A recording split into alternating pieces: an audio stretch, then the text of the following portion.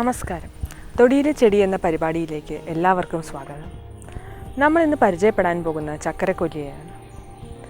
ചക്കരക്കൊല്ലിയുടെ ഇല ചവച്ചതിനു ശേഷം കുറേ നേരത്തേക്ക് എത്ര മധുരമുള്ള സാധനം കഴിച്ചാലും അതിൻ്റെ മധുരം രുചിച്ചറിയാൻ നമുക്ക് സാധിക്കുന്നതല്ല. അതുകൊണ്ടാണ് ഇതിനെ മലയാളത്തിൽ ചക്കരക്കൊല്ലി എന്നും സംസ്കൃതത്തിൽ മധുനാശിനി എന്നും പേരു സിദ്ധിച്ചിരിക്കുന്നത്. ആസ്ക്ലിപ്പിഡേസിയ കുടുംബത്തിൽപ്പെടുന്ന ഇതിൻ്റെ ശാസ്ത്രീയ നാമം ജിംനെന്മ സിൽവസ്ട്രസ് എന്നാണ്. ഇതിനെ സംസ്കൃതത്തിൽ അജശൃംഗി, മധുനാശിനി, മധൂലി എന്നിങ്ങനെയെല്ലാം വിളിക്കുന്നു. കേരളത്തിലെ വൻകാടുകളിലും കർണാടകത്തിലും കൊങ്ങിണിയിലുമാണ് ഇത് കൂടുതലായി വളരുന്നത്. വളരെ ഉയരത്തിൽ മരങ്ങളിൽ പടർന്നു കയറുന്ന ഒരു ദാരുശ വള്ളി സസ്യമാണ് ഇത്. ഇതിൻ്റെ ഇളം തണ്ടുകളിലും ഇളം ഇലകളിലും രോമങ്ങൾ കാണാം. ഇതിൻ്റെ ഇല 1.5 മുതൽ 3 സെൻറ്റിമീറ്റർ വരെ വീതിയും 3 മുതൽ 5 സെൻറ്റിമീറ്റർ വരെ നീളവുമുണ്ട്. അയതാകൃതിയാണ് ഇതിനുള്ളത്. ഇതിൻ്റെ പുഷ്പവൃന്ദങ്ങൾ തണ്ടോട് കൂടിയതും തണ്ടില്ലാത്തതുമായി 2 തരത്തിൽ കാണുന്നു. പൂങ്കുലകൾ പത്രകക്ഷത്തിൽ നിന്നും വിന്യസിച്ചിരിക്കുന്നു. 3 മുതൽ 10 മില്ലിമീറ്റർ വരെ നീളം ഇതിനുണ്ട്. പൂങ്കുലകളും രോമിളമാണ്. പൂക്കൾക്ക് മഞ്ഞ നിറമാണുള്ളത്. ഫലങ്ങൾ ഫോളിക്കുളുകളാണ്. 1 മുതൽ 3 സെൻറ്റിമീറ്റർ വരെ നീളമുണ്ട്. അയതാകൃതിയാണ് ഇതിനുള്ളത്. ഇതിൻ്റെ അറ്റം കൂർത്തിരിക്കും. വിത്തുകൾ പതുങ്ങിയാണ് ഇരിക്കുന്നത്. പരന്ന് ദീർഘാകാരത്തോടു കൂടിയതാണ്. ഇതിൻ്റെ നിറം തവിട്ടു നിറമാണ്. മിനുസമുള്ളതാണ്. ഇതിൻ്റെ ഒരറ്റത്ത് ചിറകുകളുണ്ട്.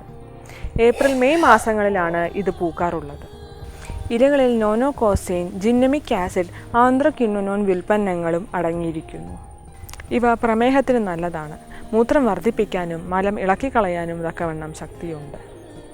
ഹൃദയത്തിനും രക്തചംക്രമണത്തിനും സഹായിക്കുന്നവയാണ്. ഇതിൻ്റെ വേരുകൾ പാമ്പ് വിഷത്തിന് ഒരു പ്രത്യൗഷധമായി കണക്കാക്കുന്നു.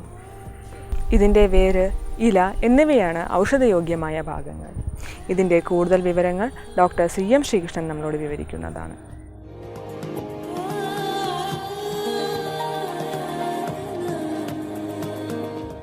ചക്കരക്കൊല്ലി അല്ലെങ്കിൽ മധുനാശിനി, അത് പേരുകൊണ്ട് തന്നെ എല്ലാവർക്കും അറിയാം. ഇത് പ്രമേഹ രോഗികൾക്ക് ഹിതമാണ്.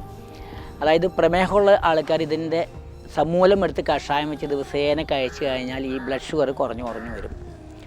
പിന്നെ ഇതിന് വേറെയും കുറേ ഔഷധ മൂല്യമുണ്ട്. അതായത് ഇതിൻ്റെ ഉപയോഗം പറഞ്ഞാൽ ഈ പാമ്പ് വിഷത്തിന് ഇതിനൊരു ഫലശ്രുതിയുണ്ട്. പിന്നെ ഇതിൻ്റെ ഒരു ഉപയോഗം ഈ യൂറിക് ആസിഡ് കുറയ്ക്കും. അതായത് രക്തശുദ്ധീകരിക്കും. അതായത് ഈ കിഡ്നി പ്രവർത്തനം ക്ലിയറാക്കും.